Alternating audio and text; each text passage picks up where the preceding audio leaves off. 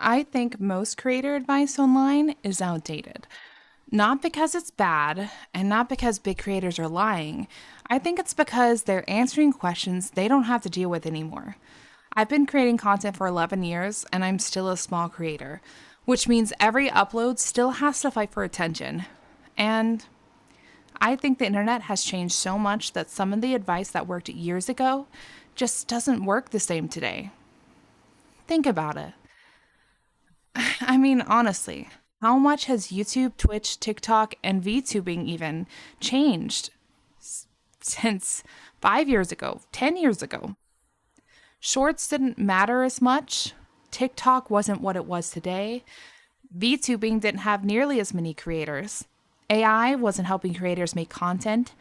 Discovery looked completely different. The environment changed. Why wouldn't the advice change too?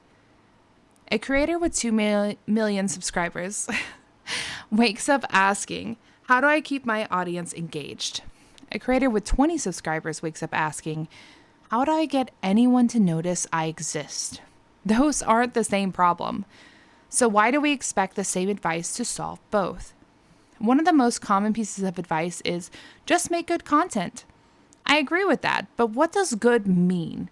If nobody clicks, they never discover whether the content is good. If the hook doesn't grab your attention, they'll never reach your best story. Quality still matters, but quality has to be seen before it can be appreciated. I've spent years watching videos from successful creators. Some of that advice genuinely helped me, but some of it left me feeling really frustrated. Not because it was wrong, but because it skipped the part I'm living right now. It assumed I already had an audience. It assumed people were already giving me a chance. That's not the reality for most small creators. I mean, to be honest, and also excuse my breaths in this video. I know some people don't like breathing, I guess, but I can't breathe throughout my nose, so please forgive that. But getting back on topic, to be honest, a big creator like Ludwig, Kai Cenat, Cinna, Bakare, even in the VTuber sphere, Iron Mouse, Dokibird, Silvervel, Zentrea, any of those creators can literally put out a video with a blank thumbnail, with a one-word title, no hook, just something out there, maybe not even a minute long, and people will watch it. Thousands of people will watch it.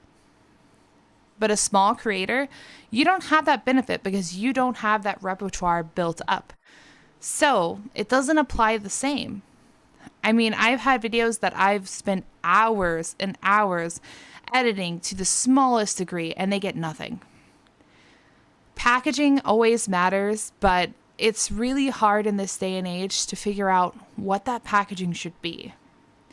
I don't think small creators should ignore successful creators, however. I think we should understand which advice applies to which stage. If someone built their audience in 2018, ask yourself, what still applies today? What's changed? What problem were they actually solving? That's a much more useful question than blindly copying everything they say.